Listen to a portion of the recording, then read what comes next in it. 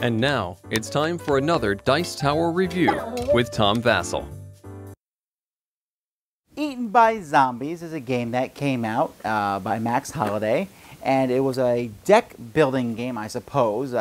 Maybe not so much deck building as a deck survival game, as likely over the course of the game you were going to be eaten by zombies. Now, it's possible you survive, but highly unlikely, and so you wanted to be the last one to survive over the course of the game. Well, now we have in Cahoots, which is a expansion / base game in of itself. This is following the lines of like Ascension did the same thing, where basically here now you can buy a 2-player game with 2 new characters that you can play, and you don't need the base set to play it, or you can combine it with the base set for more players and or more cards. Let's take a look at what's in this game. Remember, of course, what you're seeing is pre-production, and so the final components will look a little bit different.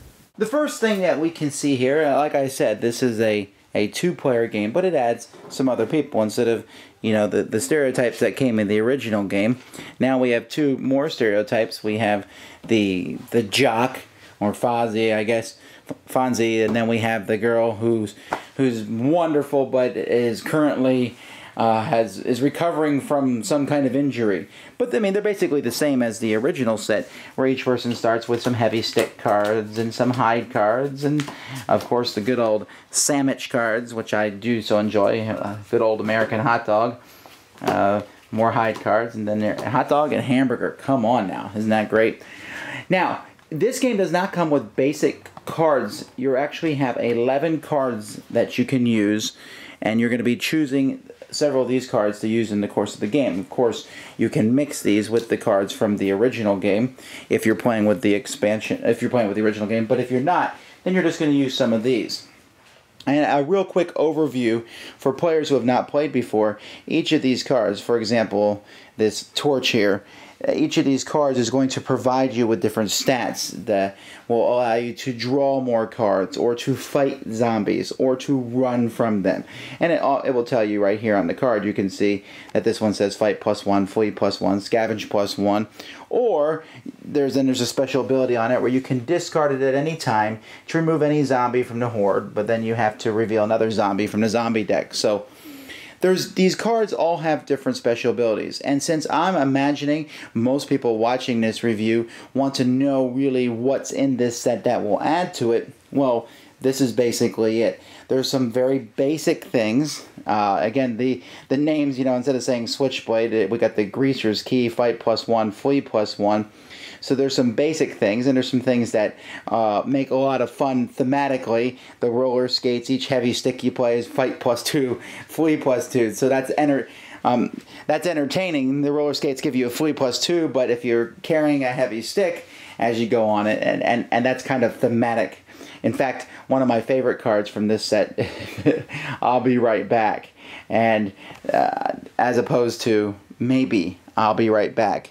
And you add a zombie, and you can get rid of things and run, and basically you are leaving the other person behind.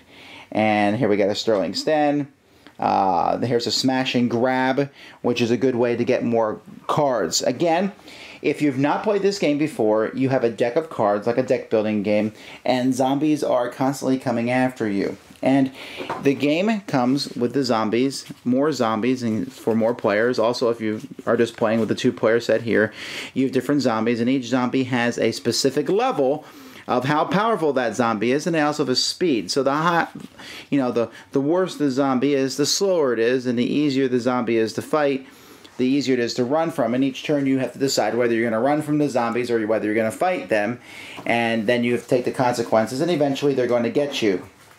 But this game also comes with a set of zombie cards, and you can see these zombies here, and these were people who were zombified for this game, and they're promising that there will be more of these sets, but these zombie sets can be added to the game, and they give a special ability. Like these here all have a reveal sign, which means another zombie shows up, and they're just a little bit different. I mean, look at these guys. There are 3, which is, your mid-level zombie, but they're also fast. Zombie on roller skates, something that I wake up in the middle of the night worrying about. And then all the rest of these are slower zombies, but they will have more. And it's more artwork, and so it's a little cool thing to add to the game. So this doesn't add a whole ton. There's 11 different cards that can be added, and you can see them here as the game progresses, and 2 more characters. The artwork style is very similar to the original game, and so you can take these cards and add them to the original game, adding 11 more decks and 2 more characters and some more zombies and special zombies. Or you can play a short, small 2-player game with this without the original base game. Now you can see that the artwork here is pretty much done.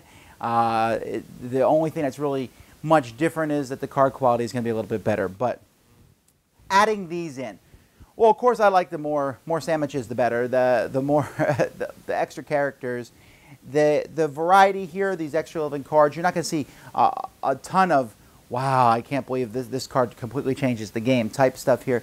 No, this is basically a base set. So if you haven't played Eaten by Zombies but you wanted to, this is a good way to get involved in the game because you have a small 2-player game back and forth. It wasn't like you couldn't play 2 players with the original one, but here this one's set up that way. Bam, bam, grab 6 of the 11 decks, set up 2 players, and go and play a quick game.